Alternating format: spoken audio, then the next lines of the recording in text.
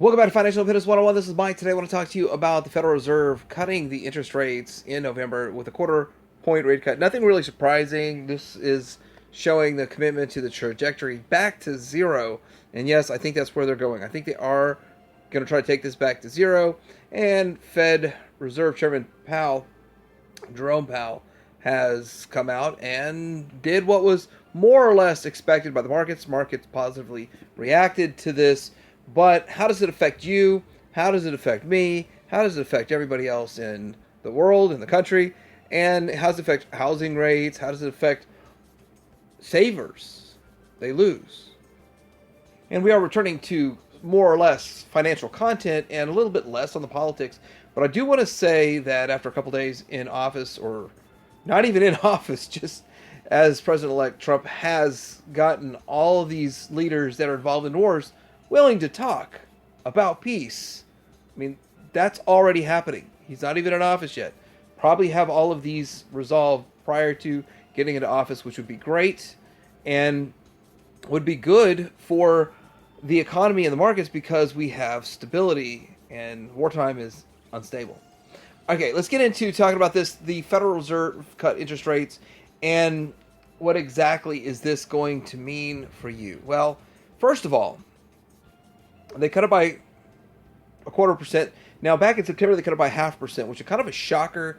When I start getting into some of these charts and I start showing you mutual funds, I think it's really important to look at the investments that you would invest in or where you're parking your money right now and where are billionaires parking their money right now. And so that's very important to look at. So we will see those charts here in a bit.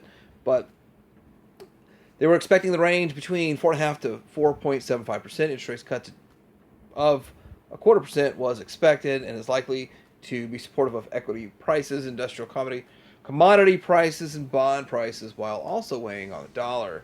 Following a release of the Fed statement at 2 p.m., Fed Chair Jerome Powell faced a barrage of questions.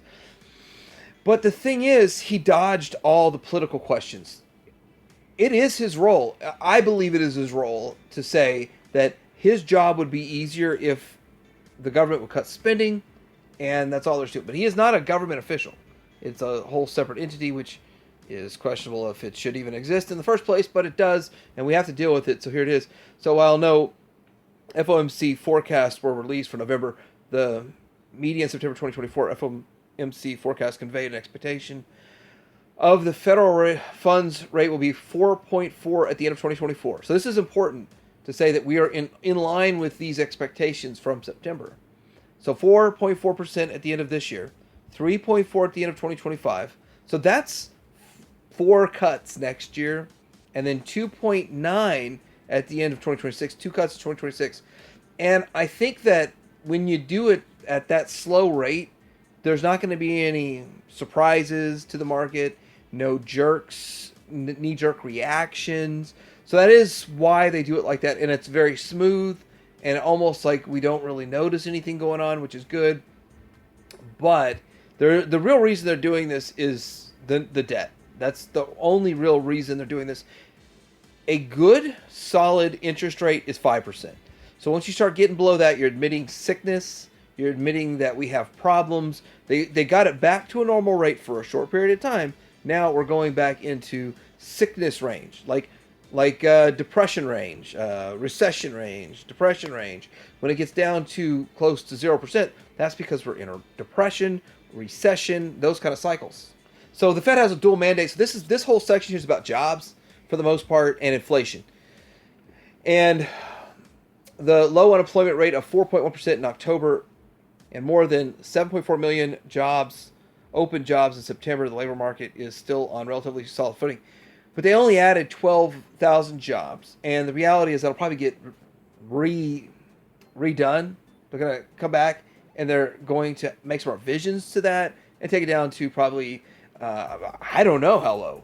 I mean, it's going to go below 0. It's going to say they lost jobs for October or so. The Fed statement also acknowledged that inflation remains somewhat elevated. While the Fed has a 2% inflation target year on year, September total CPI is 2.4%, which if you really look at this inflation situation, and if you could trust the GDP, if you factor out the wars and all this kind of stuff, the GDP increase over last year is lower than inflation, meaning that we're still in negative territory. So, I mean, that's how I look at everything. But the thing is that in order to quote unquote put us in a recession or depression, then they have to meet their own criteria that they've changed. But we're looking at this right here. This is the real reason why we're lowering rates. It's not to help you out. It's not so you can get a better rate on your mortgage. It's not so you can get a better rate on your car. And it's not, well, it's they don't care. They're screwing over savers. But actually, they want to screw over savers because they want you to not save your money. They want you to spend your money as fast as you get it. And that's the goal. So you got all the pressures in your life trying to force you to spend money as fast as you get it. Let's get into this national debt here. It's almost at 36 trillion, and it feels like we just lapped 35 trillion just a few months ago. Oh, yeah, that's what happens every few months. We see another trillion in debt. That means that they're spending $2 trillion over budget per year, but somehow the extra borrowing and spending that's going on, it seems to happen that we're adding to the deficit more than $2 trillion a year. So it's a interesting thing. It'll be kind of fun because I'm taking all these screenshots of this so I could go back and just check the date the screenshot was and see how it's changed, and it'd be much easier to just kind of say, hey, this is how many days it took. But generally about 100 days, you get another trillion. And so that would be like 3.4 times a year, something like that. And so that's kind of crazy. 3.6 times a year. But at the higher elevated levels, they were looking at, if they didn't cut rates by the end of 2025, 1.7 trillion paid out in interest alone. That currently stands right under $1 trillion. How's this going to affect you? This quarter point rate cut, not much. I mean, you can see right here, the rate cut was Wednesday. It's had a few days to Wednesday, Thursday, and Friday to take hold, and it hasn't done much.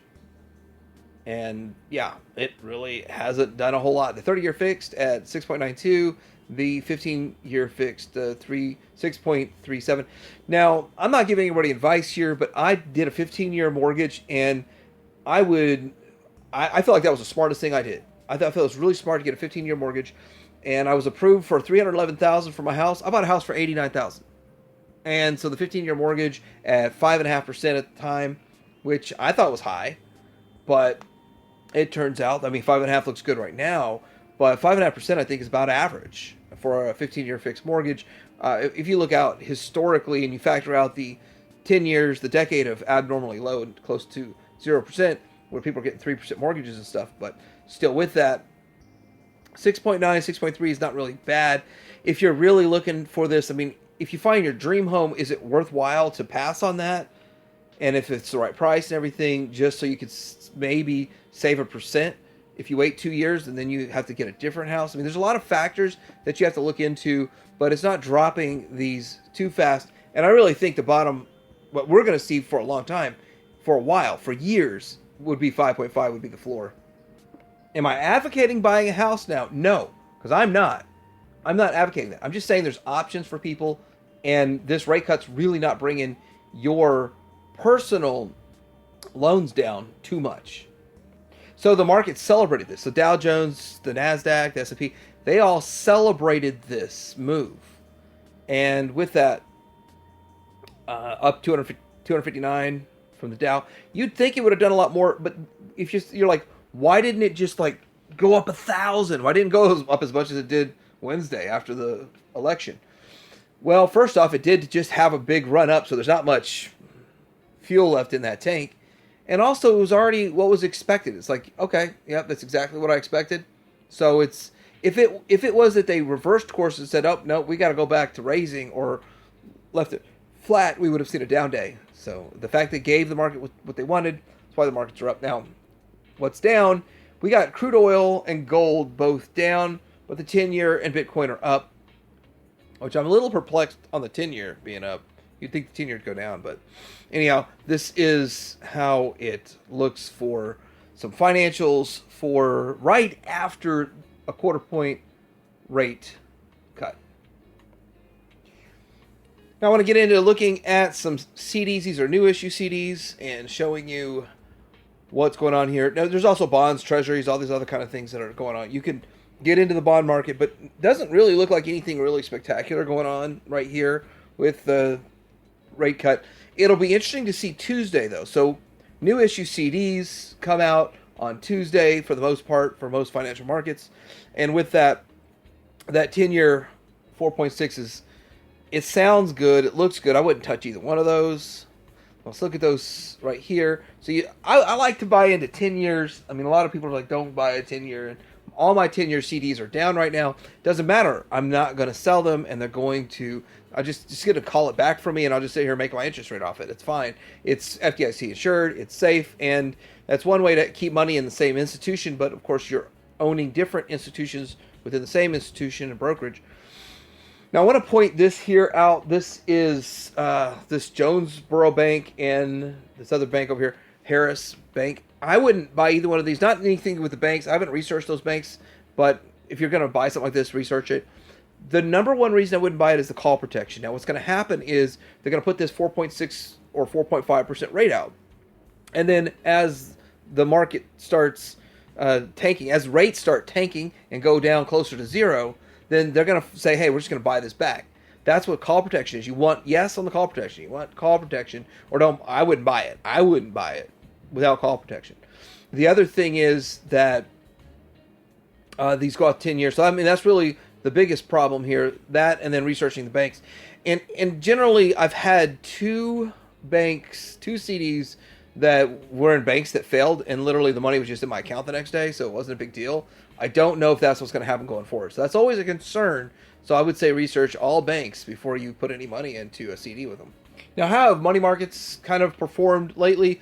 The money markets have kind of gone down, and that's because of the fact that rates have dropped. So you look back to September, so this line is in October, so right before that, September, that half a point rate drop, and you can see it just tanked. And then it's still dropping as we went into this rate cut. I want to look at a different fund, these aren't mutual funds. This is money market where you park your money is in cash. Now, money markets aren't FDIC insured. So I want to put that out there. If you park money in money market, it's not FDIC insured, and it's risky. It's as risky as the stock market.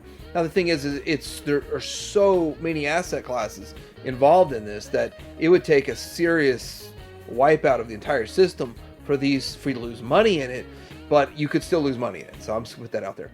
Now, looking at this, we went from above 5%. I think it was up to 5.15% not too long ago, and to now it's like down to 4.59 on this. But look at 2022, before they started the rate increase cycle, it was down there like touching zero, right? You were getting maybe 0.1.